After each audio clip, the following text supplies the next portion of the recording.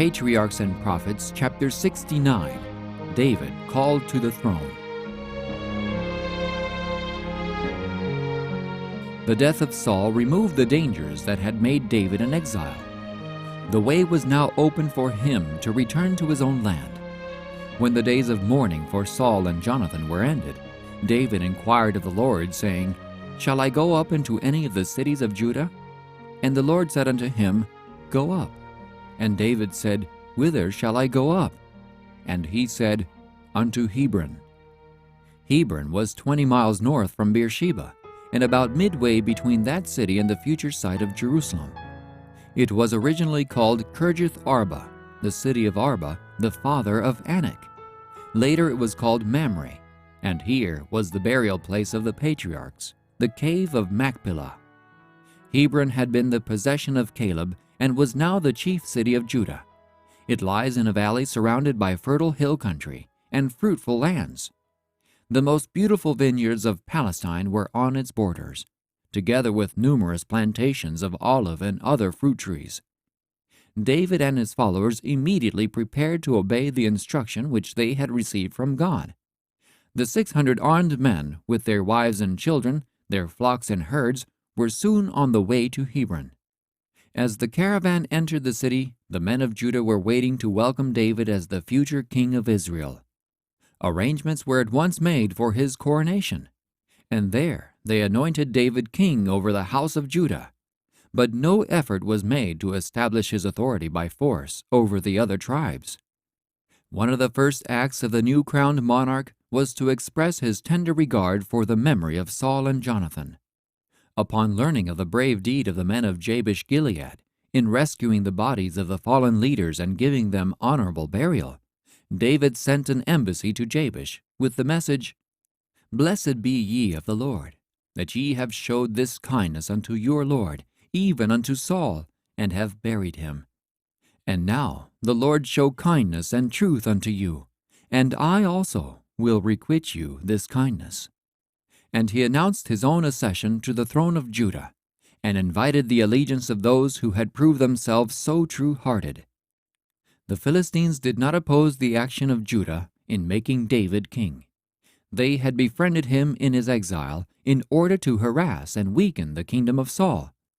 And now they hoped that because of their former kindness to David, the extension of his power would, in the end, work to their advantage. But David's reign was not to be free from trouble. With his coronation began the dark record of conspiracy and rebellion. David did not sit upon a traitor's throne. God had chosen him to be king of Israel, and there had been no occasion for distrust or opposition. Yet hardly had his authority been acknowledged by the men of Judah, when through the influence of Abner, Ishbosheth, the son of Saul, was proclaimed king and set upon a rival throne in Israel. Ishbosheth was but a weak and incompetent representative of the house of Saul, while David was preeminently qualified to bear the responsibilities of the kingdom. Abner, the chief agent in raising Ishbosheth to kingly power, had been commander-in-chief of Saul's army, and was the most distinguished man in Israel. Abner knew that David had been appointed by the Lord to the throne of Israel, but having so long hunted and pursued him, he was not now willing that the son of Jesse should succeed to the kingdom over which Saul had reigned. The circumstances under which Abner was placed served to develop his real character and showed him to be ambitious and unprincipled. He had been intimately associated with Saul, and had been influenced by the spirit of the king to despise the man whom God had chosen to reign over Israel. His hatred had been increased by the cutting rebuke that David had given him at the time when the cruse of water and the spear of the king had been taken from the side of Saul as he slept in the camp. He remembered how David had cried in the hearing of the king and the people of Israel, "Art not thou a valiant man? And who is like thee in Israel? Wherefore then hast thou not kept the Lord the king? This thing is not good that thou hast done. As the Lord liveth, ye are worthy to die, because ye have not kept your master the Lord's anointed." This reproof had rankled in his breast, and he determined to carry out his revengeful purpose and create division in Israel, whereby he himself might be exalted. He employed the representative of departed royalty to advance his own selfish ambitions and purposes. He knew that the people loved Jonathan. His memory was cherished, and Saul's first successful campaigns had not been forgotten by the army. With determination worthy a better cause, this rebellious leader went forward to carry out his plans. Mahanaim, on the farther side of Jordan, was chosen as the royal residence, since it offered the greatest security against attack either from David or from the Philistines. Here the coronation of Ishbosheth took place. His reign was first accepted by the tribes east of Jordan, and was finally extended over all Israel except Judah. For 2 years the son of Saul enjoyed his honors in his secluded capital. But Abner, intent upon extending his power over all Israel, prepared for aggressive warfare. And there was long war between the house of Saul and the house of David. But David waxed stronger and stronger, and the house of Saul waxed weaker and weaker. At last treachery overthrew the throne that malice and ambition had established. Abner, becoming incensed against the weak and incompetent Ishbosheth, deserted to David, with an offer to bring over to him all the tribes of Israel. His proposals were accepted by the king, and he was dismissed with honor to accomplish his purpose. But the favorable reception of so valiant and famed a warrior excited the jealousy of Joab, the commander-in-chief of David's army. There was a blood feud between Abner and Joab, the former having slain Asahel, Joab's brother, during the war between Israel and Judah. Now Joab, seeing an opportunity to avenge his brother's death and rid himself of a prospective rival, basely took occasion to waylay and murder Abner. David, upon hearing of this treacherous assault, exclaimed, "I and my kingdom are guiltless before the Lord forever from the blood of Abner the son of Ner. Let it rest on the head of Joab and on all his father's house." In view of the unsettled state of the kingdom and the power and position of the murderers, for Joab's brother Abishai had been united with him, David could not visit the crime with just retribution. Yet he publicly manifested his abhorrence of the bloody deed. The burial of Abner was attended with public honors. The army, with Joab at their head, were required to take part in the services of mourning, with rent garments and clothed in sackcloth. The king manifested his grief by keeping a fast upon the day of burial. He followed the bier as chief mourner.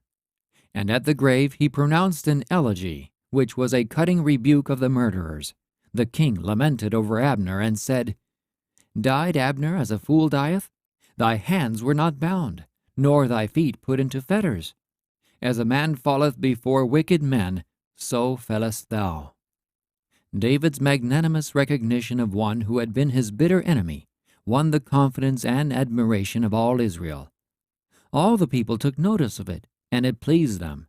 And whatsoever the king did pleased all the people. For all the people and all Israel understood that day that it was not of the king to slay Abner, the son of Ner. In the private circle of his trusted counselors and attendants, the king spoke of the crime, and recognizing his own inability to punish the murderers as he desired, he left them to the justice of God.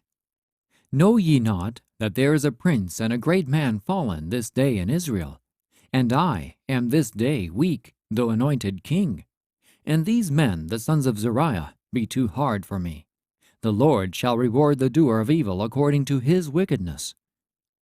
Abner had been sincere in his offers and representations to David, yet his motives were base and selfish. He had persistently opposed the king of God's appointment in expectation of securing honor to himself. It was resentment, wounded pride, and passion that led him to forsake the cause he had so long served, and in deserting to David, he hoped to receive the highest position of honor in his service. Had he succeeded in his purpose, his talents and ambition, his great influence and want of godliness, would have endangered the throne of David and the peace and prosperity of the nation. When Saul's son heard that Abner was dead in Hebron, his hands were feeble, and all the Israelites were troubled. It was evident that the kingdom could not long be maintained. Soon, another act of treachery completed the downfall of the waning power. Ishbosheth was foully murdered by 2 of his captains, who, cutting off his head, hastened with it to the king of Judah, hoping thus to ingratiate themselves in his favor. They appeared before David with the gory witness to their crime, saying, Behold, the head of Ishbosheth, the son of Saul, thine enemy, which sought thy life. And the Lord hath avenged my lord the king this day of Saul, and of his seed. But David, whose throne God himself had established, and whom God had delivered from his adversaries, did not desire the aid of treachery to establish his power. He told these murderers of the doom visited upon him who boasted of slaying Saul. How much more, he added, when wicked men have slain a righteous person in his own house upon his bed? Shall I not therefore now require his blood of your hand, and take you away from the earth? And David commanded his young men, and they slew them. But they took the head of Ishbosheth, and buried it in the sepulchre of Abner in Hebron. After the death of Ishbosheth, there was a general desire among the leading men of Israel that David should become king of all the tribes. Then came all the tribes of Israel to David, unto Hebron, and spake, saying, Behold, we are thy bone and thy flesh. They declared, Thou wast he that leddest out and broughtest in Israel. And the Lord said to thee, Thou shalt feed my people Israel, and thou shalt be a captain over Israel. So all the elders of Israel came to the king to Hebron, and King David made a league with them in Hebron before the Lord. Thus, through the providence of God, the way had been opened for him to come to the throne. He had no personal ambition to gratify, for he had not sought the honor to which he had been brought. More than 8,000 of the descendants of Aaron and of the Levites waited upon David. The change in the sentiments of the people was marked and decisive. The revolution was quiet and dignified, befitting the great work they were doing. Nearly 500,000 souls, the former subjects of Saul, thronged Hebron and its environs. The very hills and valleys were alive with the multitudes. The hour for the coronation was appointed.